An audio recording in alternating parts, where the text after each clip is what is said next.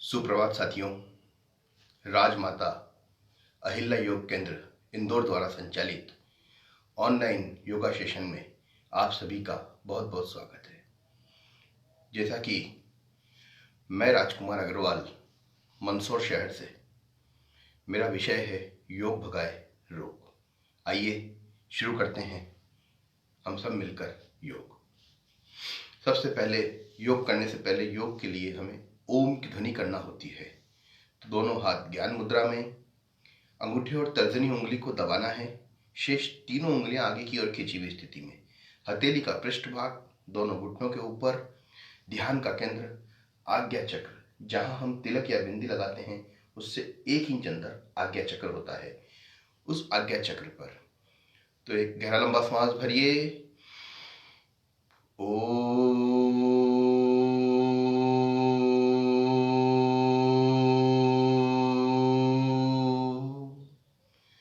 फिर से गहरा और लंबा श्वास भरिए।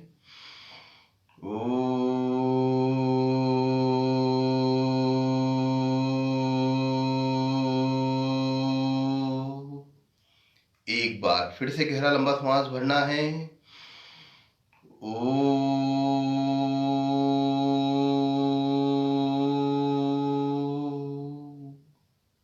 ओम की इस ध्वनि के साथ मेरा एक संदेश आप सभी के लिए कि कुछ करो अब खुद को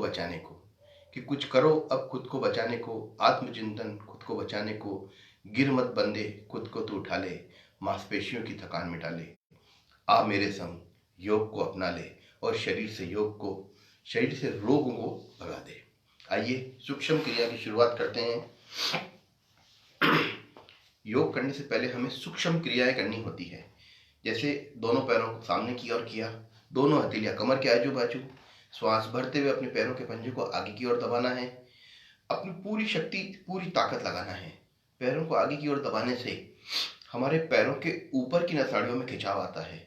ऊपर की नसाड़ियों में खिंचाव आने से पैर संबंधित जितने भी रोग होते हैं वो सब दूर होते हैं। उसके बाद हमें पंजों को अपनी ओर खींचना है। पंजों को पूरी तरह अपनी ओर खींचने से एड़ी से लगाकर घुटना और घुटने से लगाकर नितंब तक की एक एक नस नाड़ी में खिंचाव आता है। इससे हमारे पैरों के नीचे की जितने भी नस नाड़ियां होती है उनमें लचीलापन आता है। फिर आगे की ओर दबाना है,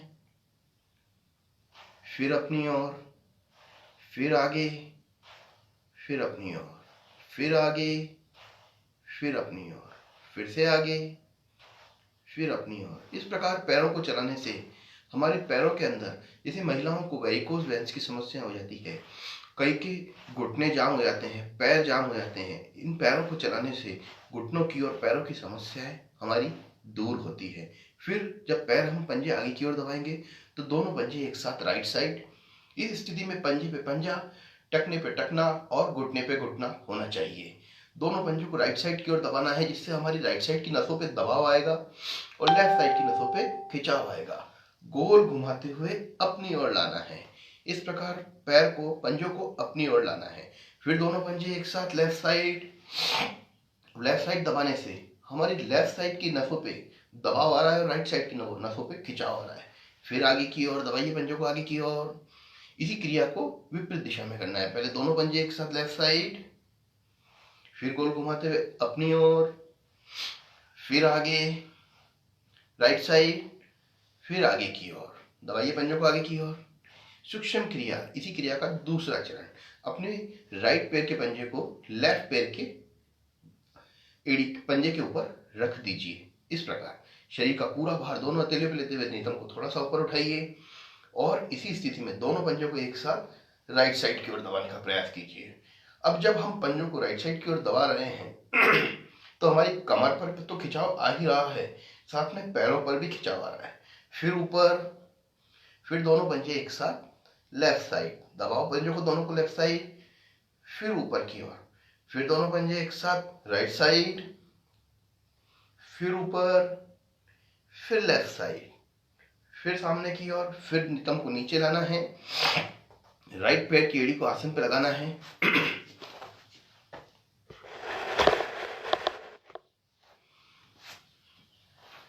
राइट पैर की एड़ी को आसन पे लगाना है, लेफ्ट पैर की एड़ी को राइट पैर के अंगूठे के पास लगाना है। पोजीशन बनाइए, इस प्रकार की पोजीशन बनाना है। शरीर का पूरा भार दोनों हथेलियों पे लेते हुए अपने ढाल को ऊपर उठाइए और दोनों पंजे एक साथ, फिर से राइट साइड विपरीत दिशा में, फिर ऊपर, फिर लेफ्ट साइड, फिर सामने की ओर। अब इसी क्रिया को करते समय जब पंजे हम राइट साइड की ओर ले जाएंगे तो गर्दन को हमें लेफ्ट साइड की ओर मोड़ना है। इससे हमारे पूरे शरीर की एक एक नसाड़ी में विपरीत दिशा में खिंचाव आ रहा है, उस खिंचाव की ओर देखना है। फिर वापस आना है, दोनों पंजे एक साथ लेफ्ट साइड, फिर गर्दन को मोड़ दीजिए राइट साइड, फिर वापस पैरों को नीचे लाना है। ये क्रिया करने से हमारे पैर संबंधित जितने भी रोग हैं वो दूर होते हैं। अब सूक्ष्म क्रिया में पैरों का तीसरा व्यायाम। दोनों पैरों में सुविधाजनक फासला होना चाहिए। एड़ियों को आसन पे जमा दीजिए, राइट पैर के घुटने को थोड़ा सा ऊपर उठाइए, राइट को नीचे पटकिए, लेफ्ट ऊपर उठाइए, लेफ्ट को नीचे पटकिए। इस प्रकार एक के बाद एक दोनों घुटनों को ऊपर नीचे करते जाइए।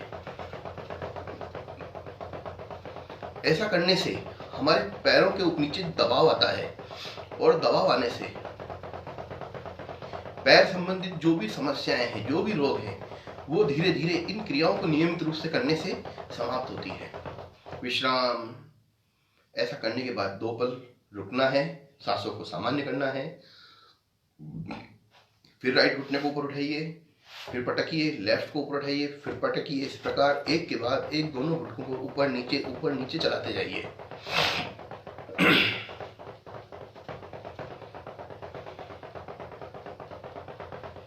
विश्राम।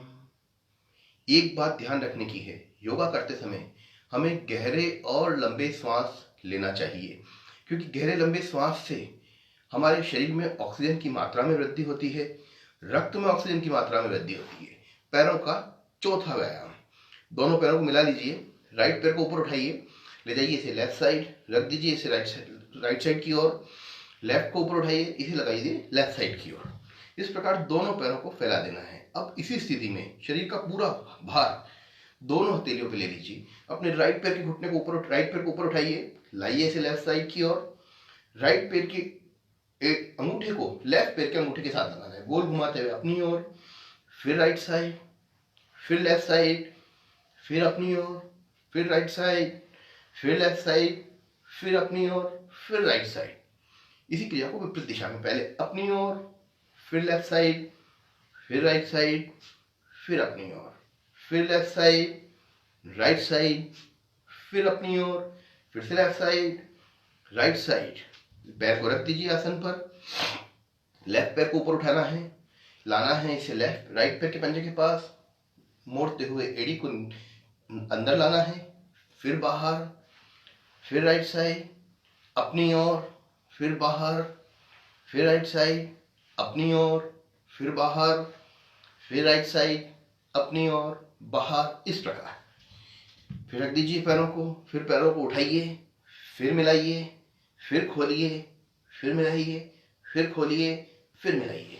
इसी क्रिया को अपने राइट पैर के घुटने को मोड़ते हुए छाती के पास लाना है, फिर आगे। इस प्रकार एक के बाद एक दोनों पैरों को चलाते जाइए।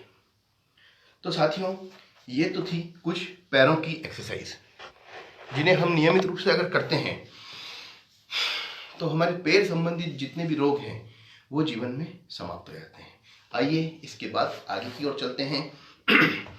अगला चरण, राइट पैर के घुटने को मोड़ना है, लेफ्ट हथेली से एड़ी को पकड़ा, एड़ी को लगाना है नाभि के लेफ्ट साइड, राइट हथेली घुटने के नीचे बनाया। इस प्रकार पोजीशन बनाना है। श्वास खाली करते हुए उठाना है, घुटने को ऊपर की ओर खींचना है, घुटने को छाती के पास। एक बात ध्यान रखना है कि जब हम घुटने को छाती के पास खींचेंगे तब आगे वाला पैर का पंजा पूरी तरह आगे की ओर खींची हुई स्थिति में होना चाहिए और कमर एकदम सीधी होना चाहिए। पूरी तरह घुटने को अपनी छाती से लगाना है, फिर हथेली से घुटने के ऊपर लगाते हुए ले जाना है घुटने को आसन की ओर।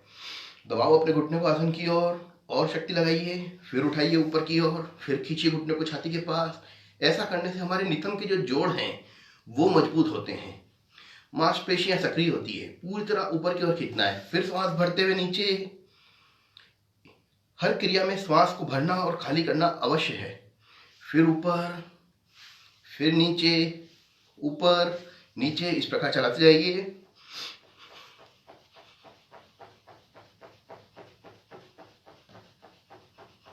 घुटने को अधिक से अधिक ऊपर और नीचे करने की कोशिश करना है। घुटना आसन पे लगे ऐसी आवाज भी आना चाहिए।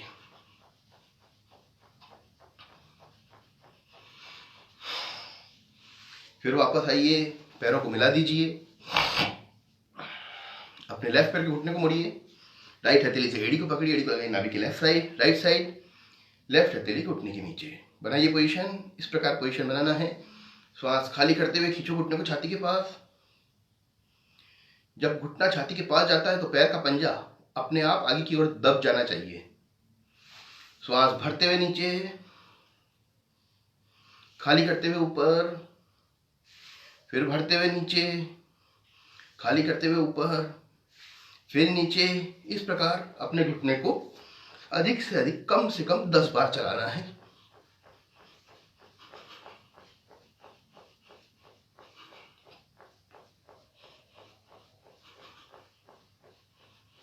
फिर वापस आना है, पैरों को सीधे करना है, शरीर को विश्राम की स्थिति में रखना है और गहरे और लंबे श्वास भरना है और खाली करना है।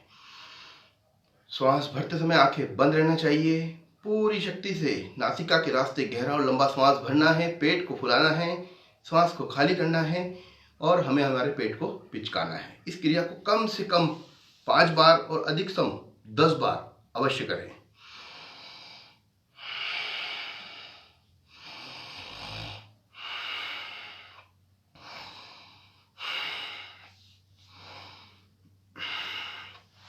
पैरों की अगली एक्सरसाइज, अपने राइट पैर के घुटने को मोड़िए, पंजे को हथेली पे रख दीजिए, राइट हथेली घुटने के नीचे। इस प्रकार अब इसे अपनी ओर लाने का प्रयास करना है। खींचो पैर को अपनी ओर, फिर नीचे, फिर इसको खोलिए राइट साइड, फिर लेफ्ट साइड, फिर राइट साइड, फिर लेफ्ट साइड, फिर राइट साइड, फिर left side, right side, left side, right side, left side. फिर वापस आना है, लेफ्ट पैर के घुटने को मोड़ना है, राइट हथेली पर रखना है, लेफ्ट घुटना लेफ्ट हथेली पर बनाइए पोजीशन, लाओ छाती के पास। हमारे जो नितंब के जोड़ हैं उन पर दबाव आ रहा है, उस पर अपना ध्यान। फिर नीचे, फिर इसे खोलो लेफ्ट साइड, जैसे किसी छोटे बच्चे को झुलाते हैं। इस प्रकार अपने घुटने को अधिक से अधिक बाहर और अंदर, बाहर और अंदर, इस प्रकार हमें करते जाना है। हमारे नितंब के जोड़ मजबूत होंगे, पैर सशक्त होंगे। वापस आइए, पैरों को सीधा कीजिए, फिर एड़ी पंजे मिलाना है, फिर विश्राम। हर क्रिया के बाद 2 पल का विश्राम बहुत आवश्यक है।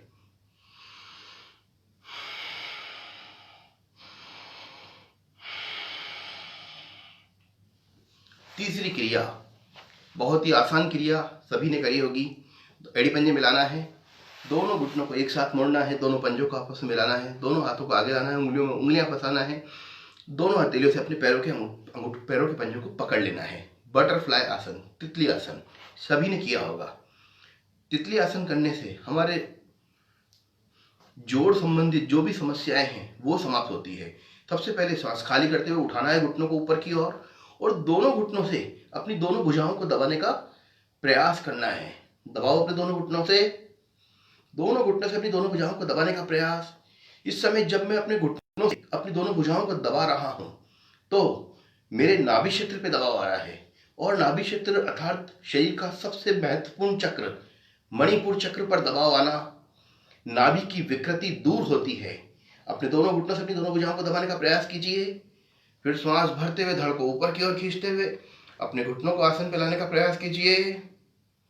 लाओ घुटनों को आसन पर, दबाओ अपने घुटनों को आसन की ओर। फिर श्वास खाली करते हुए उठाओ घुटनों को ऊपर की ओर। फिर से दोनों घुटनों से अपनी दोनों भुजाओं को दबाने का प्रयास। दबाओ दोनों घुटनों से दोनों भुजाओं को। शक्ति लगाना है, पूरी ताकत दोनों घुटनों से अपनी दोनों भुजाओं को दबाने में लगाना है। फिर धड़ को ऊपर की ओर खींचते हुए गहरा लंबा श्वास भरते हुए अपने घुटनों को नीचे की ओर लाना है। फिर ऊपर नीचे चलाते जाइए दोनों घुटनों को। जिस प्रकार तितली अपने पंख फड़फड़ाती है उस प्रकार हमें अपने दोनों घुटनों को अधिक से अधिक ऊपर और नीचे लाने का प्रयास करना है। चलाइए ऊपर, अधिक से अधिक ऊपर और नीचे।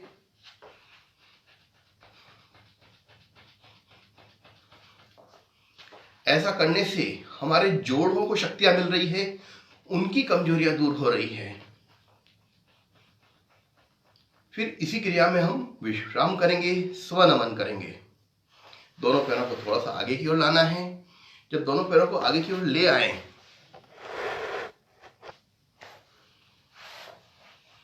तब अपने हथेलियों से अपने पैरों के पंजे को पकड़ना है, गर्दन को पीछे की ओर खींचना है। जब गर्दन पीछे की ओर खींचे, दांत आपस में मिली होनी चाहिए। इसी प्रकार श्वास खाली करते हुए लाओ अपने धड़ को आगे की ओर और आगे। जब धड़ पूरी तरह आगे की ओर आ जाए तो अपने धड़ को अधिक से अधिक आगे की ओर लाना है, जब तक। फिर थोड़ी को कंठकूप में दबाते हुए माथे के ऊपरी सिरे को पैर के अंगूठे पर लगाने का प्रयास करना है। स्वनमन, स्वयं को नमन, स्वयं की शक्तियों को नमन। इसी अवस्था में कुछ पल रुकने का प्रयास करना है। यहाँ सांसों को सामान्य करने का प्रयास कीजिए। सूक्ष्म क्रियाओं के दौरान जो भी सांस आपकी भराई है, श्वास भर जाती है, वो इस विश्राम के दौरान सब सामान्य स्थिति में आ जाती है।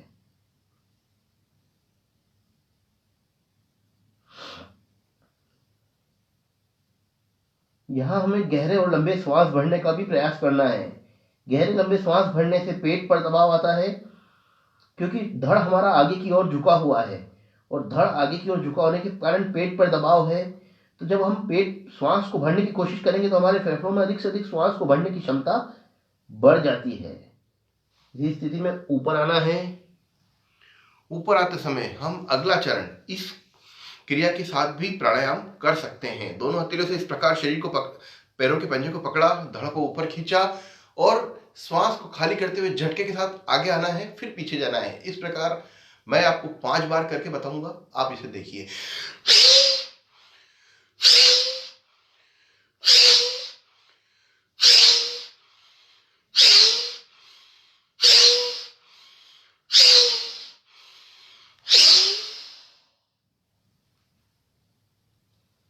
गहरे और लंबे श्वास झटके के साथ खाली करने के कारण मेरे फेफड़ों में श्वास को भरने की क्षमता बढ़ चुकी है। पेट पर दबाव आ रहा है। पैरों को, माथे के ऊपरी सिरे को पैर के अंगूठे पर लगा के रखना है। अपने आप को नमन करना है, स्वनमन, स्वयं की शक्तियों को नमन करना है। यहां पर श्वास भरते हुए ऊपर, सुखासन में बैठ जाना है। बैठिए सुखासन में। अगर आप पद्मासन लगा सकते हैं तो बहुत ही अच्छी चीज है, नहीं तो सुखासन, अर्ध पद्मासन, जैसा आपको उचित लगे। बना दीजिए सुखासन की स्थिति। पैरों संबंधित योग हम कर चुके हैं। अब बारी आती है हमारे हाथों की। तो हाथों को आगे ले आना है। लाइए हाथों को आगे की ओर। इसी स्थिति में हथेलियों का रुख सामने की ओर कीजिए। खींचो अपनी हथेलियों को सामने की ओर। श्वास खाली करते हुए हथेलियों का रुख नीचे की ओर कीजिए। खींचना है। हाथ की कोहनियां बिल्कुल सीधी रहनी चाहिए। फिर सामने की ओर, फिर अपनी ओर, फिर सामने, फिर अपनी ओर, फिर सामने, फिर अपनी ओर। अब इसी स्थिति में अपने अंगूठों को अंदर कर लीजिए और मुट्ठी को बंद कर लीजिए। मुट्ठी बंद करके मुट्ठी से मुट्ठी को मिला दीजिए और इसी स्थिति में अपनी मुट्ठी को गोल घुमाने का प्रयास कीजिए।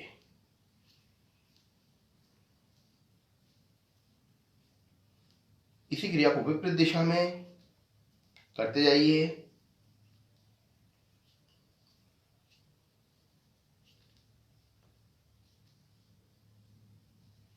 फिर हथेलियों का रुख आसमान की ओर करना है। खींचना है भुजाओं को आगे की ओर।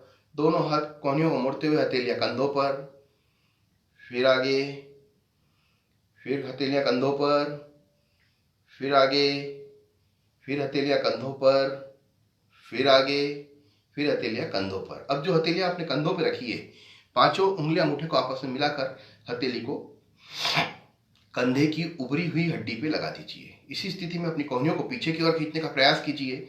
जैसे ही आप कोहनियों को पीछे की ओर खींचने की कोशिश करेंगे, आपके फेफड़ों पर, छाती पर, यहाँ पर आपको खिंचाव महसूस होगा।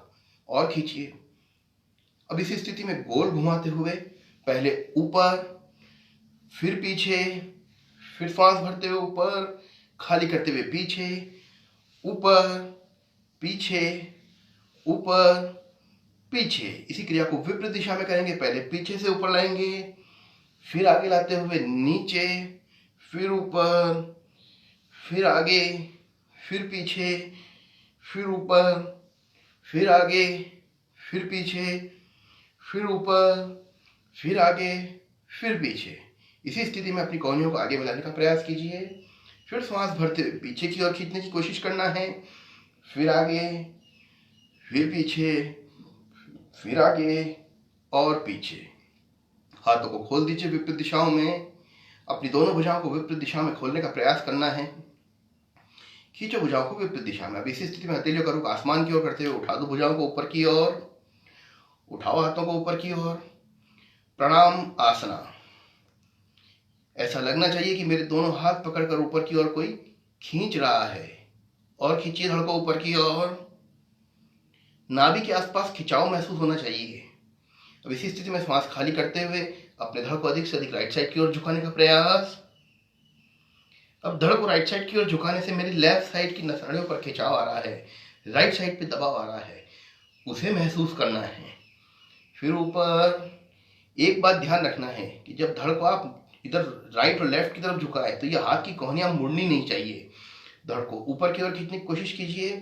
फिर झुकाइए अपने धड़ को अधिक से अधिक लेफ्ट साइड की ओर। फिर वापस, फिर से राइट साइड, फिर वापस, फिर से लेफ्ट साइड, फिर वापस। अब इसी स्थिति में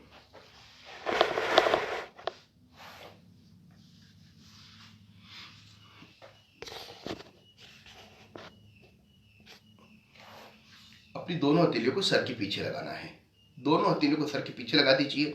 फिर कोहनियों को अधिक से अधिक पीछे की ओर खींचने की कोशिश कीजिए। अब इसी स्थिति में अपनी राइट कोहनी को लेफ्ट घुटने पे लगाना है, फिर वापस आना है। लेफ्ट कोहनी को राइट घुटने पे लगाना है। श्वास भरते हुए वापस आना है, श्वास खाली करते हुए ऊपर की ओर आना है। इस प्रकार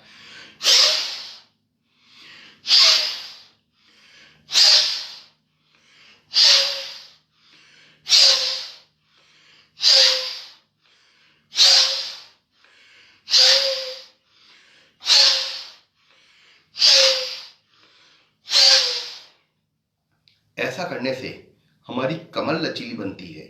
कमर को हम जितना राइट साइड की ओर मोड़ते हैं, फिर वापस लाते हैं, फिर लेफ्ट साइड की ओर मोड़ते हैं, फिर वापस आते हैं, जो हमारे कमर का जो हिस्सा है, जो अतिरिक्त चर्बी, अतिरिक्त बादी हमारे शरीर पे होती है, वो सब इससे दूर होती है। फिर एक बार फिर करेंगे इसी क्रिया को।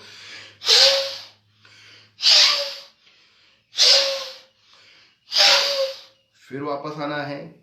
अब इसी क्रिया को हम अलग तरीके से करेंगे। राइट कोहनी को राइट घुटने के पास आसन पे लगाना है, लेफ्ट कोहनी को लेफ्ट घुटने के पास आसन पे लगाना है। इस प्रकार देखिए।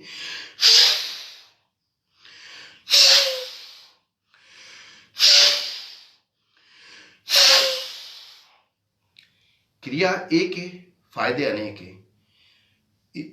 हाथों की भी एक्सरसाइज हो रही है, कोहनियों की भी एक्सरसाइज हो रही है। बार बार राइट और लेफ्ट झुकने के कारण हमारी कमर लचीली हो रही है, और बार बार श्वास खाली करने के कारण हमारे फेफड़ों में भी श्वास को भरने की क्षमता बढ़ रही है। अगला चरण, इसी क्रिया को कोहनी को आगे आसन पर दोनों घुटनों के बीच में लगाने का प्रयास करना है। इस प्रकार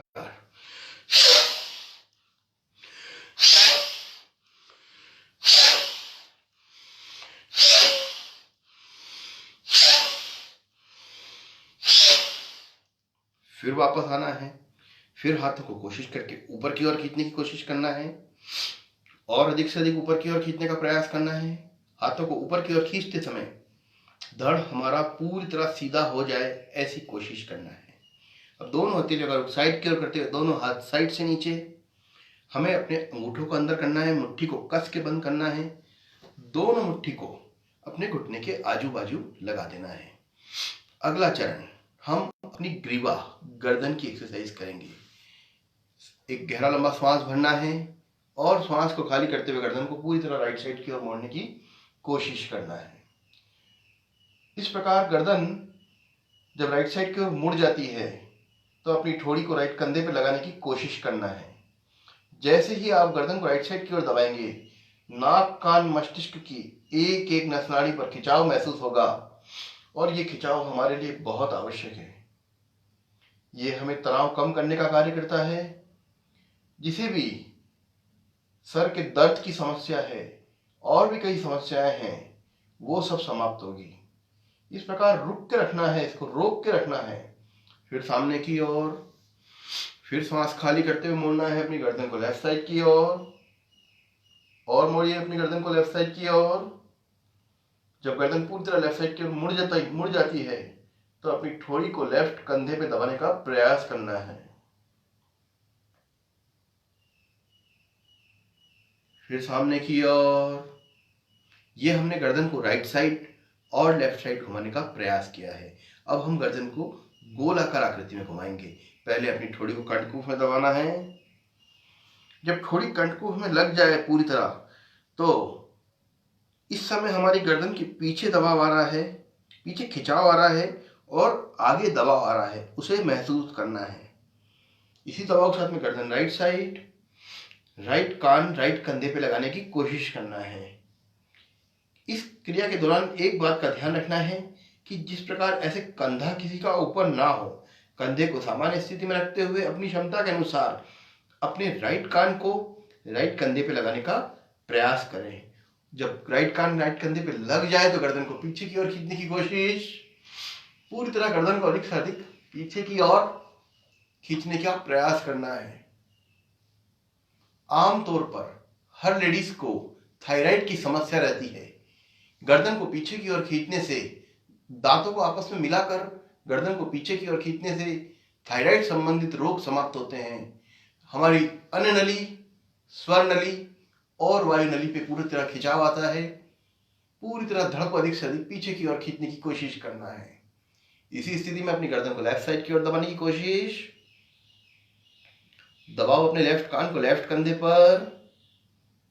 जब हम अपने लेफ्ट कान को लेफ्ट कंधे पर लगा देते हैं, कंधा ऊपर नहीं उठाना है, कान को कंधे के नजदीक लगाना है, तो गर्दन के लेफ्ट साइड में दबाव आ रहा है, राइट साइड की ओर खिंचाव आ रहा है, इसे महसूस करना है।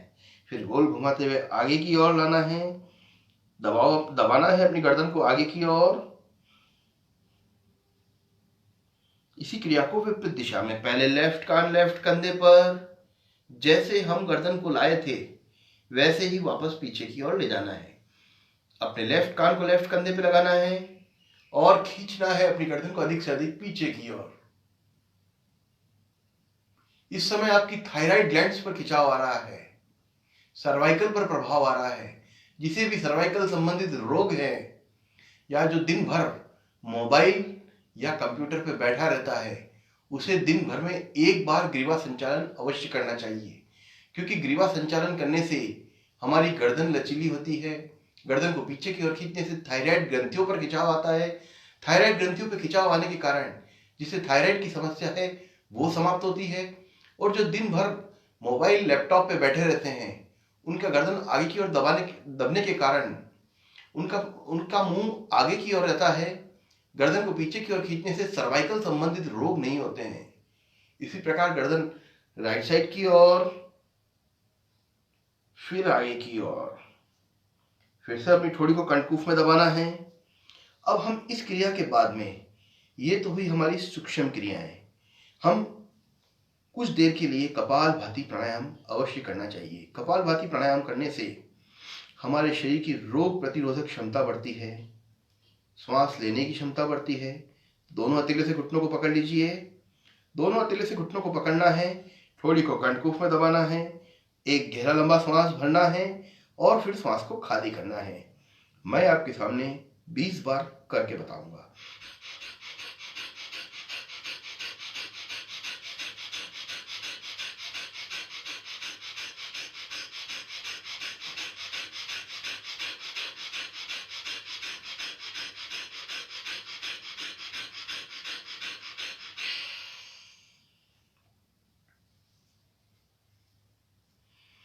कपालभाति प्राणायाम करने से हमारे शरीर में ऑक्सीजन की मात्रा में वृद्धि होती है, रक्त में ऑक्सीजन की मात्रा में वृद्धि होती है,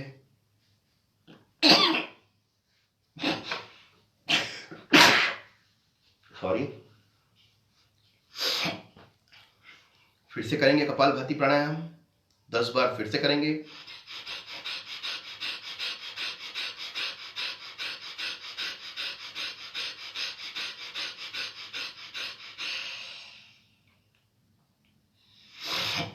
कपालभाति प्राणायाम करने के बाद हम अपने पैरों को सीधा करेंगे, पद्मासन को खोल देंगे, शरीर को हम ढीला छोड़ देंगे, 2 पल का विश्राम करेंगे। तो साथियों, मित्रों, ये थे कुछ सूक्ष्म व्यायाम। अगर आप रोज इसमें से कुछ भी सूक्ष्म व्यायाम, अपनी पसंद के 5 सूक्ष्म व्यायाम भी करते हैं तो जीवन में आपको किसी प्रकार का कोई रोग नहीं होगा। विश्राम करना है कुछ देर के लिए। आमतौर पर इस समय 2 ही बीमारियां सबसे ज्यादा चलन में हैं, एक तो थायराइड की, सर्वाइकल की और डायबिटीज की। तो आइए हम इनसे संबंधित कुछ योग करते हैं। एड़ी पंजे मिलाना है, अपनी दोनों हथेलियों को राइट साइड की ओर लगाना है। दोनों हथेलियां जब राइट साइड की ओर लग जाए तो अपने पैर को ऊपर उठाना है और ऊपर दोनों घुटनों को मोड़ना है और वज्रासन में बैठने का प्रयास करना है। वज्रासन एक ऐसा आसन है कि जिसे हम भोजन करने के बाद भी तुरंत कर सकते हैं, अन्यथा भोजन करने के बाद किसी प्रकार का योग नहीं होता है। सिर्फ वज्रासन में बैठ सकते हैं, लेकिन नियमित रूप से वज्रासन में बैठना चाहिए। 10 मिनट वज्रासन में बैठने से हमारी वज्र नाड़ी पर प्रभाव आता है, पाचक अंग सशक्त होते हैं, जिसे भी कब्ज की, कॉन्स्टिपेशन की समस्याएं हैं वो समाप्त होती है। जब हम वज्रासन में बैठ गए, अब इसी स्थिति में हमें हमारे राइट पैर के घुटने को राइट कंधे के समानांतर लाने का प्रयास करना है। लेफ्ट घुटने को लेफ्ट कंधे के समानांतर लाना है।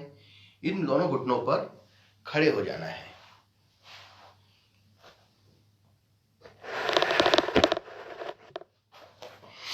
दोनों घुटनों पर हमें इस प्रकार खड़े हो जाना है। जब हम दोनों घुटनों पर खड़े हो जाते हैं, करेंगे उष्ट आसन, कैमल पोज।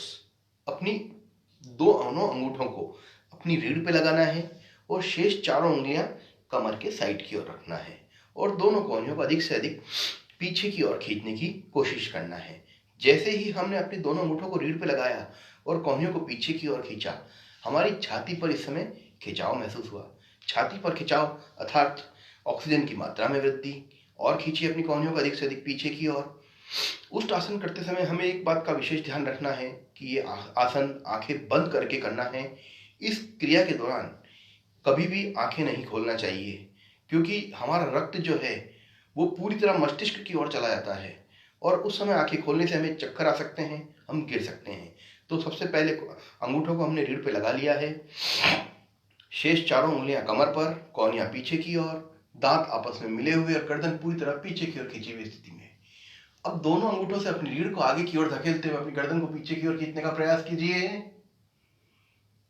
अपने अंगूठों को अधिक से अधिक रीढ़ पर धकेलना है, गर्दन को पीछे की ओर खींचना है, कोहनियों को पीछे की ओर खींचना है और अपनी गर्दन को अधिक से अधिक पीछे की ओर धकेलने का प्रयास करना है। उष्ट आसन करने से हमारी रीढ़ की एक एक गोटी अपने सुनिश्चित स्थान पर आ जाती है। जिसे L4, L5 संबंधित प्रॉब्लम है, उस समस्या का निदान होता है।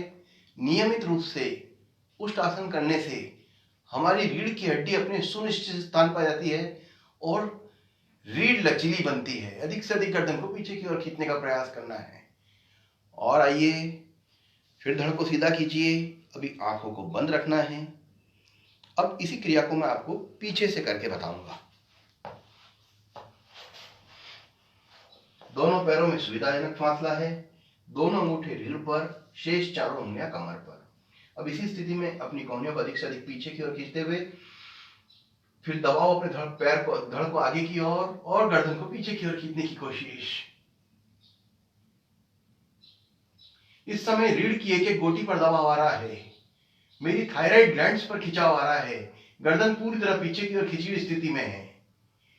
और दबाइए अपने धड़ को आगे की ओर, गर्दन को पीछे की ओर खींचने की कोशिश कीजिए।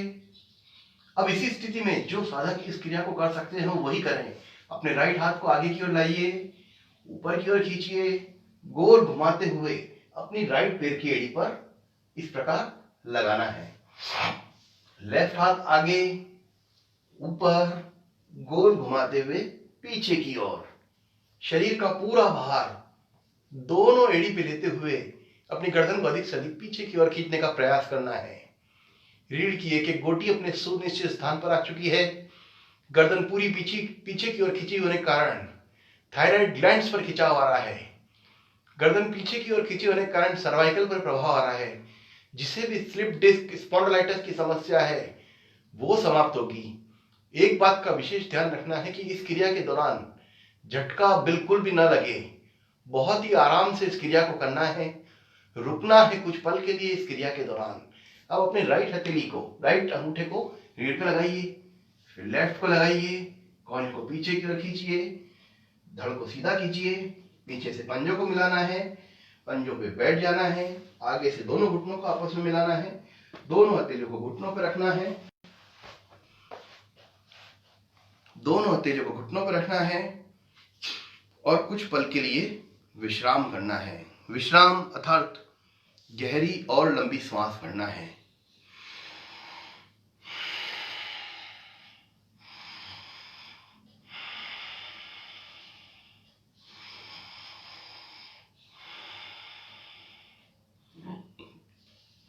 साथियों, गहरे और लंबे श्वास हमारे जीवन में बहुत उपयोगी होते हैं। मान लीजिए आप कभी गुस्से में हैं, कहीं कोई वाद विवाद हो गया है, तो ऐसी स्थिति में हमारे गुरुजी का कहना है कि आप गहरे और लंबे श्वास भरिए। गहरे लंबे श्वास भरने से आपका चित्त स्थिर होगा, मन शांत होगा और रक्त में ऑक्सीजन की मात्रा में वृद्धि होगी। तो गहरे और लंबे श्वास हर क्रिया के दौरान विश्राम की स्थिति में अवश्य करें। कई बार मैंने देखा है योग केंद्र पर कोई क्रिया जब विश्राम की स्थिति होती है तो लोग इधर और उधर अपने पड़ोसी को देखते रहते हैं। ऐसा न करते हुए अपने आप को देखने का प्रयास करें कि मैंने जो भी आसन किए हैं, मैंने जो भी क्रिया करी है, उसका मुझे क्या लाभ प्राप्त हो रहा है। तो दोनों हथेलियां घुटनों पर, शरीर एकदम ढीला और गहरे लंबे श्वास।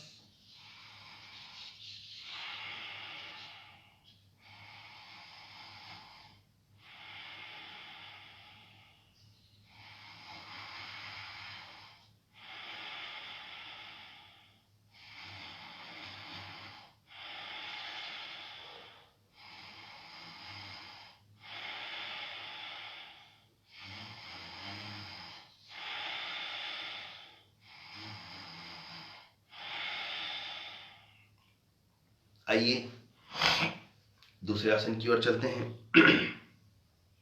करेंगे हम मंडूक आसन। मंडूक आसन हमारी किडनी के लिए बहुत ही लाभदायक आसन है। साथ ही मंडूक आसन डायबिटीज के ऊपर भी बहुत अच्छा कार्य करता है। जो दोनों घुटने आपने आसन पे लगा रखे हैं, फिर से राइट घुटने को राइट कंधे के समानांतर कर दीजिए, लेफ्ट घुटने को लेफ्ट कंधे के समानांतर करना है। पहले चरण में अपने अंगूठे को अंदर दबाते हुए मुट्ठी को कस के बंद करना है। दोनों मुट्ठी को नाभि के ठीक नीचे जो आपकी जननेंद्रियां हैं यहां लगा देना है। इस प्रकार पोजीशन बनाना है। बनाइए पोजीशन। जब इस प्रकार की पोजीशन हो जाती है तो दांतों को आपस में मिलाना है। एक बात विशेष कि दांतों को आपस में दबाने से जीवन में पैरालिसिस संबंधित रोग नहीं होते हैं, क्योंकि दांत दबाने से हमारे मस्तिष्क की सभी नसाड़ियों पर खिंचाव होता है। तो इस प्रकार दोनों मुट्ठी को अपने नाभि के ठीक नीचे लगाना है, गर्दन को पीछे की ओर खींचना है। बनाइए पोजीशन। फिर से गहरा लंबा श्वास भरना है और श्वास को खाली करते हुए गर्दन को इसी प्रकार खींच के रखना है। अपने धड़ को अधिक से अधिक आगे की ओर लाने का प्रयास करना है। झटका बिल्कुल न लगे, पीछे से नितंब एड़ी से ऊपर ना उठे। अपने धड़ को अधिक से अधिक नीचे की ओर लाने की कोशिश। जब धड़ आधे से नीचे आ जाए तो थोड़ी को कंठकूश में दबाते हुए अपने धड़ को अधिक से अधिक नीचे की ओर लाने का प्रयास करना है।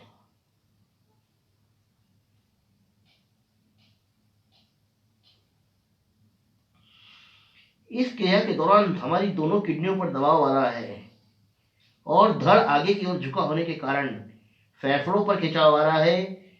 मस्तिष्क माथे का ऊपरी सिरा आसन पे लगा होने के कारण पृथ्वी से एक विशेष ऊर्जा हमारे मस्तिष्क में प्रवेश कर रही है। इस पर हमारा इतना ध्यान। पहले गर्दन को ऊपर उठाना है, फिर धड़ को लाना है, फिर दोनों हथेलियों को घुटनों पर रखना है, फिर दिशा निर्देश अनुसार गहरे और लंबे श्वास भरना है।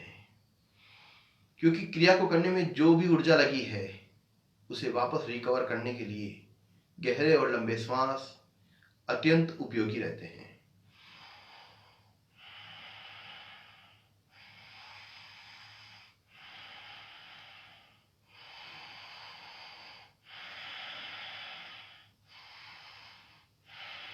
मंडूकासन को एक तरीके से और क्या आता है, अपनी हथेली को कटोरी नुमा बनाना है और नाभि के ठीक नीचे लगा देना है। उसके ऊपर पहले राइट हथेली को लगाना है, उसके बाद लेफ्ट हथेली को लगाना है। इस प्रकार जब दोनों हथेली लग जाए तो कोहनियों को फिर पीछे की ओर खींचना है, दांतों को आपस में मिलाना है, गर्दन को पीछे की ओर खींचना है, फिर से गहरा लंबा श्वास भरना है और श्वास को खाली करते हुए गर्दन को इसी प्रकार खींच के रखना है, लाना है अपने धड़ को अधिक से अधिक आगे की ओर और आगे और आगे। जब आपका धड़ आधे से नीचे की ओर आ जाए तो थोड़ी को कंठकूप में दबाते हुए माथे के ऊपरी सिरे को आसन पे लगाने की कोशिश करना है। दोनों हथेलियों को नाभि के नीचे लगा होने के कारण मेरे दोनों किडनियों पर दबाव आ रहा है, यूरिनरी सिस्टम पर दबाव आ रहा है। क्रिया पे अपना ध्यान। श्वास भरते हुए वापस आना है, दोनों हथेलियां घुटनों पर, घुटनों को आपस में मिला दीजिए, विश्राम करना है। इसी स्थिति में विश्राम के दौरान गहरे और लंबे श्वास का विशेष ध्यान रखना है। श्वास भरते समय हमारा पेट फूलना चाहिए, खाली करते समय हमारा पेट अंदर की ओर पिचकना चाहिए। क्योंकि जब हम श्वास को भरते हैं हमारा पेट फूलता है। 70% लोग गलत सांस लेते हैं। जब श्वास भरते हैं, श्वास भरते समय उनका पेट अंदर जाता है, जबकि श्वास भरते समय हमारा पेट फूलना चाहिए। खाली करते समय जब हमारा पेट अंदर जाता है तो हमारे फेफड़ों में स्थित डायफ्राम पूरी तरह खुल जाता है और डायफ्राम के खुलने के कारण हमारे फेफड़ों से दूषित वायु नासिका के रास्ते बाहर होती है। तो दोस्तों, श्वास भरते समय पूरी तरह पेट फूलना चाहिए, खाली करते समय हमारा पेट पिचकना चाहिए। बहुत ही आनंद पूर्वक श्वास लेना है, जबरदस्ती बिल्कुल नहीं करना है, प्रेशर बिल्कुल भी नहीं लगाना है। दोनों हथेलियां घुटनों पर, गहरे और लंबे श्वास 5 बार।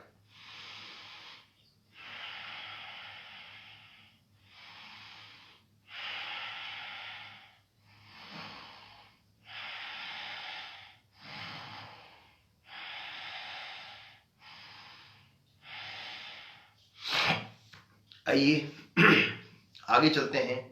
शशांक आसन। शशांक का मतलब होता है खरगोश। हम अपने दोनों घुटनों को फिर से कंधों के समानांतर करेंगे। दोनों घुटनों को कंधे के समानांतर करना है। दोनों हथेलियों को अपने घुटनों के बीच में इस प्रकार लगा देना है। जिस प्रकार एक शशांक, एक खरगोश इसी स्थिति में बैठता है, अपने दोनों पैरों को फैला देता है और दोनों हाथों को बीच में रखता है। अब क्रिया करते समय अपने राइट हाथ को एक कदम थोड़ा सा आगे खिसकाना है, फिर लेफ्ट को इसके समानांतर लाना है, फिर राइट एक कदम आगे, फिर लेफ्ट आगे, फिर राइट आगे, फिर लेफ्ट आगे, राइट आगे, लेफ्ट आगे, राइट आगे, लेफ्ट आगे। अब देखिए, आप मेरा धड़ पूरी तरह आगे की ओर आ चुका है। जब धड़ आगे की ओर आ जाए तो कोहनियों को आसन पे लगाना है और अपने ठोड़ी को आसन पे लगाने का प्रयास करना है। जब ठोड़ी आसन पे लगेगी तो आपकी छाती अपने आप आसन पे लग जाएगी। खरगोश इसी अवस्था में विश्राम करता है। ये विश्राम की सर्वोत्तम विधि है, सर्वोत्तम आसन है। पूरे शरीर की एक एक नसनाड़ी में खिंचाव महसूस हो रहा है और विश्राम भी महसूस हो रहा है।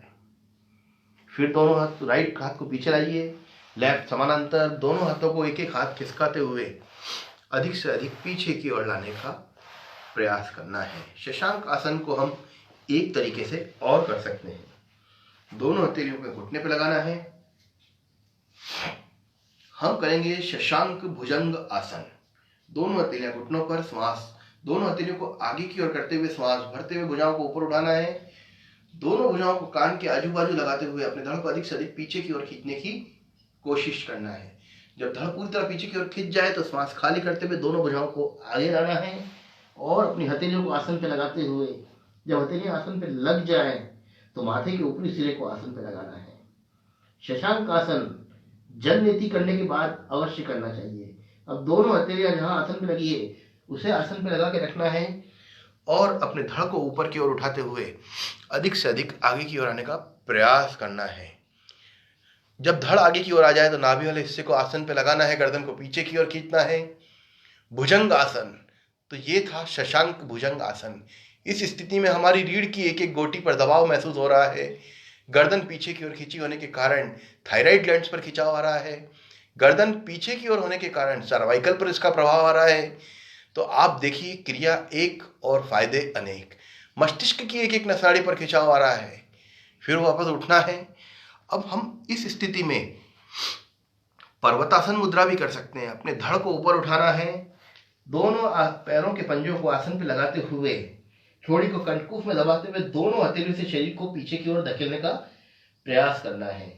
दोस्तों, पर्वतासन मुद्रा सूर्य नमस्कार की 5वीं मुद्रा है।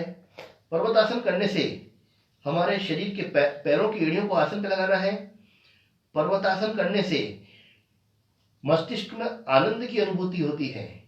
शरीर 2 टुकड़ों में विभक्त हो जाता है। पैरों के पीछे की नसों में दबाव बनता है, जिसे वेरिकोस वेन्स की समस्या है वो समाप्त होती है। तो पर्वतासन मुद्रा अवश्य करना चाहिए, विशेषकर महिलाओं को। फिर दोनों घुटनों को आसन पे लगाइए। घुटने आसन पे लग जाए तो पंजों को लेटा दीजिए, फिर पीछे जाइए। ये हम फिर शशांक आसन में आ गए। श्वास भरते हुए उठाइए धड़ को ऊपर की ओर, खींचना है ऊपर धड़ की ओर, धड़ को ऊपर की ओर, हथेलियों का रुख साइड की ओर करते हुए दोनों हाथ साइड से नीचे। आप चाहें तो सुखासन में भी बैठ सकते हैं।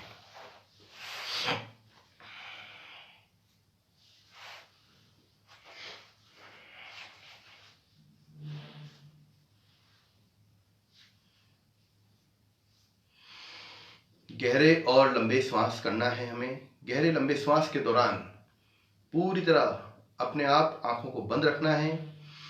अपना ध्यान नाभि क्षेत्र पे लगाना है और दोनों आंखों के बीच में अपने ध्यान को लगाना है। आज्ञा चक्र पे अपना ध्यान लगाना है।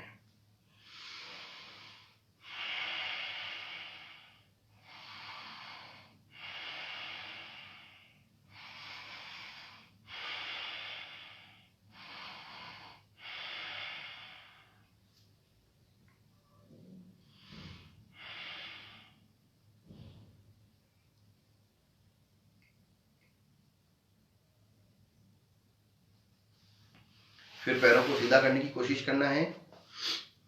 करेंगे हम जानुशिरासना, पहला चरण। जानुशिरासन में लेफ्ट पैर को आगे लाना है, राइट पैर की एड़ी को मोड़ना है, राइट पैर के पंजे को लेफ्ट पैर की जंघा के साथ लगाना है, शरीर को कुछ तिरछा सा मोड़ देना है। दोनों हथेलियों को लेफ्ट घुटने पे लगना है। श्वास भरते हुए उठाना है भुजाओं को ऊपर की ओर और ऊपर। जब भुजाएं पूरी तरह ऊपर की ओर खिंच जाए तो इसी स्थिति में श्वास खाली करते हुए अपनी भुजाओं को आगे की ओर लाना है और दोनों हथेलियों से पैर के पंजे को पकड़ते हुए अपनी ओर खींचते हुए अपने माथे के ऊपरी सिरे को अपने लेफ्ट पैर के घुटने पे लगाने की कोशिश करना है।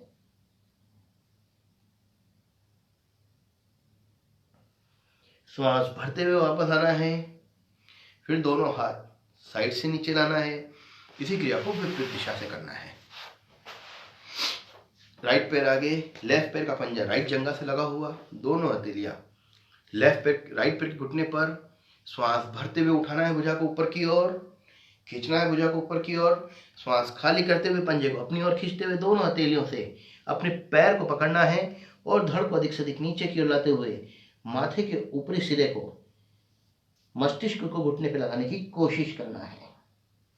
फिर सांस भरते हुए वापस आना है, फिर दोनों हाथ साइड से नीचे, जानुशिरासन दूसरा चरण।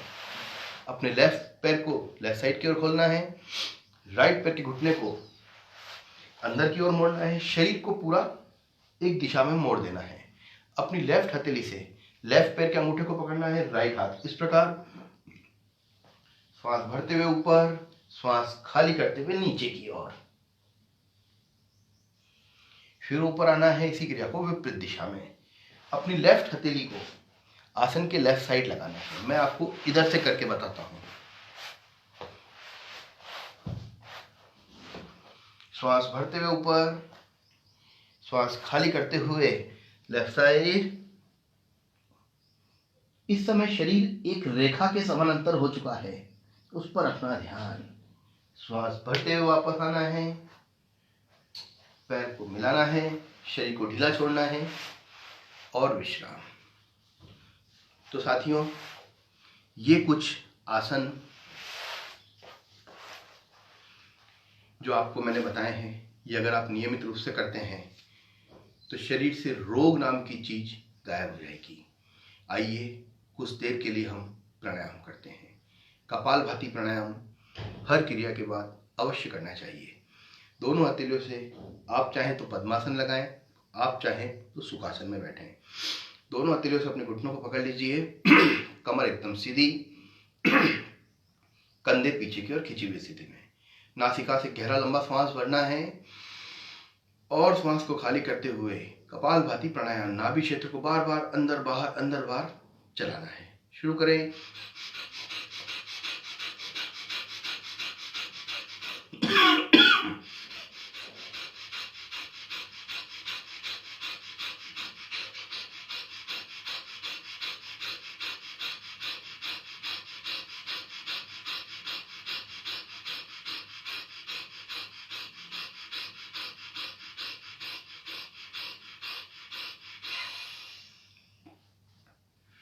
कपालभाति प्राणायाम 20 बार करने के बाद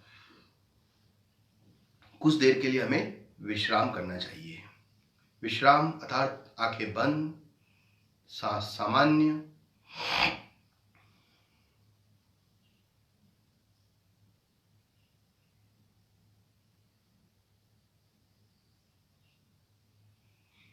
आइए हम सब मिलकर विरेचन क्रिया करते हैं। विरेचन क्रिया बहुत ही अच्छी क्रिया है। इससे हमारे फेफड़ों में स्थित दूषित वायु सारी बाहर हो जाती है। तो फिर से वज्रासन में बैठ जाइए। जब हम वज्रासन में बैठ जाएं इस प्रकार, तो दोनों हाथ साइड से ऊपर करना है, अपने अंगूठों को अंदर करते हुए मुट्ठी को बंद करना है, दोनों हाथ की कोहनियों को मोड़ना है, झटके के साथ श्वास को खाली करना है, पेट को पिचकाना है इस प्रकार।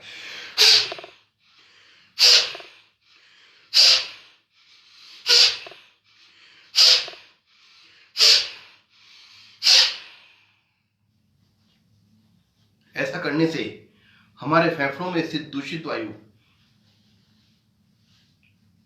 झटके के साथ बाहर आती है, फेफड़ों में श्वास को भरने की क्षमता बढ़ती है। इन सब क्रियाओं पर अपने ध्यान को रखना है। विरेचन क्रिया 3 तरह की होती है। ये पहला चरण मैंने आपको बताया। दूसरा चरण, अंगूठे को अंदर करना है, मुट्ठी को बंद करना है, दोनों मुट्ठी कंधे के समानांतर, दोनों मुट्ठी कंधे के समानांतर और दोनों कोहनियों से अपनी साइड की पसलियों को दबाना है इस प्रकार।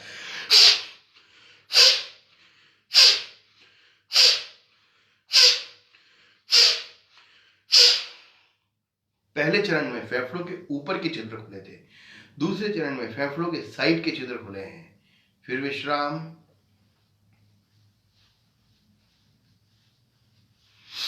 अब तीसरा चरण, विरेचन क्रिया तीसरा चरण। फिर से अंगूठा अंदर, मुट्ठी बंद, दोनों मुट्ठी कंधे के समानांतर।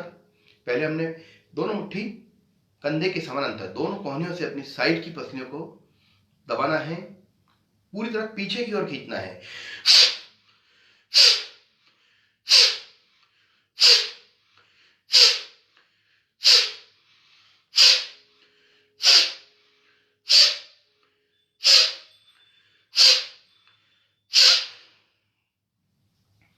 तो ये है विरेचन क्रिया के तीनों चरण। पहला चरण ऊपर की ओर, दूसरा चरण पीछे की ओर, तीसरा चरण साइड की ओर। ऐसा करने से इस कोरोना काल में हमारे फेफड़ों के अंदर ऑक्सीजन को भरने की क्षमता बढ़ेगी। गलती से अगर कोरोना का वायरस हमारे शरीर में आ भी गया तो विरेचन क्रिया के माध्यम से वो अपने आप समाप्त हो जाएगा। तो एक बार फिर करते हैं विरेचन क्रिया, तीनों चरण 5-5 बार।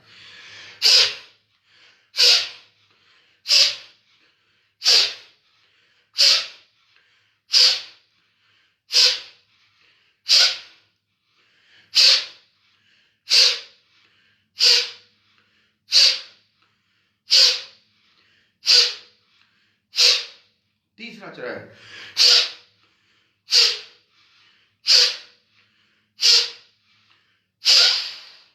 विश्राम, शरीर ढीला, आंखें बंद और विश्राम की स्थिति।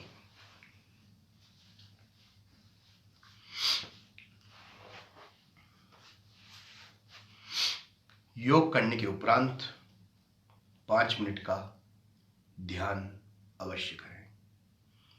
ध्यान का केंद्र आज्ञा चक्र, यहाँ तीसरे नेत्र का स्थान जहां हम तिलक या बिंदी लगाते हैं उससे 1 इंच अंदर आज्ञा चक्र होता है। दोनों हाथ ज्ञान मुद्रा में। ज्ञान मुद्रा, अंगूठे के पास वाली तर्जनी उंगली को दबाना है। शेष तीनों उंगलियां मध्यमा, अनामिका और कनिष्ठ का आगे की ओर खिंची हुई स्थिति में। हथेली का पृष्ठ भाग दोनों घुटनों के ऊपर, कमर एकदम सीधी और ध्यान का केंद्र आज्ञा चक्र जहां हम तिलक या बिंदी लगाते हैं उससे 1 इंच अंदर आज्ञा चक्र। तो मन ही मन ध्यान करना है पूरे 5 मिनट।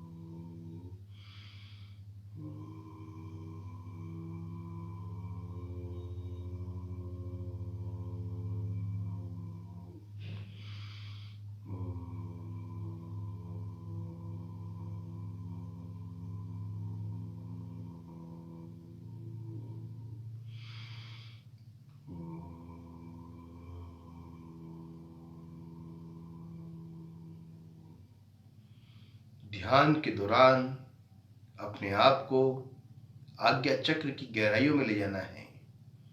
आज्ञा चक्र की गहराई में जितना आप अंदर प्रवेश करेंगे उतना ही ध्यान करने का अधिक से अधिक फायदा होगा।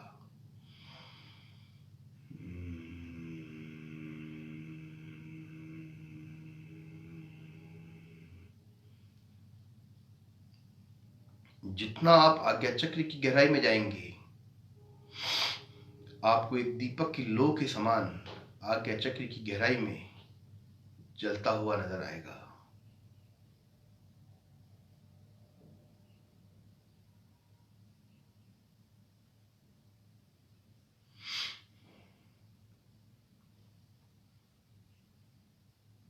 इसी के साथ एक गहरा लंबा श्वास भरिए। जब योग समाप्ति की ओर हो तो एक गहरा लंबा श्वास भरना है।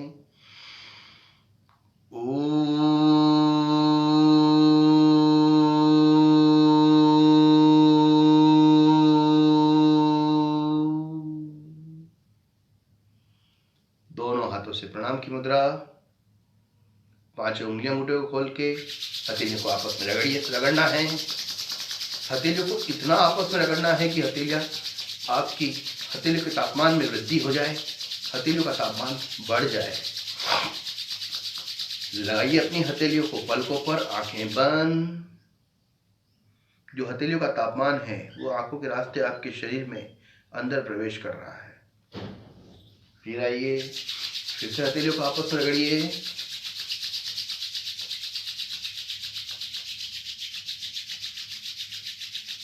फिर से लगाइए हथेलियां पलकों पर, आंखें बंद। एक बार फिर से हथेलियों को आपस में रगड़िए। फिर से अपनी हथेलियों को पलकों पे लगाना है और हथेलियों की गर्माहट को महसूस करना है। दोनों हथेलियों से योगा के अंत में अपने चेहरे को नीचे से ऊपर की ओर मलते हुए मुस्कुराते हुए आंखें खोलना है। नमस्कार, जय जिनेन्द्र, जय श्री कृष्णा। आप सभी का दिन शुभ हो। इसी के साथ सभी का बहुत बहुत धन्यवाद। और अंत में राजमाता अहिल्या योग केंद्र इंदौर का बहुत बहुत आभार, जिन्होंने मुझे ये अवसर दिया। भारत माता की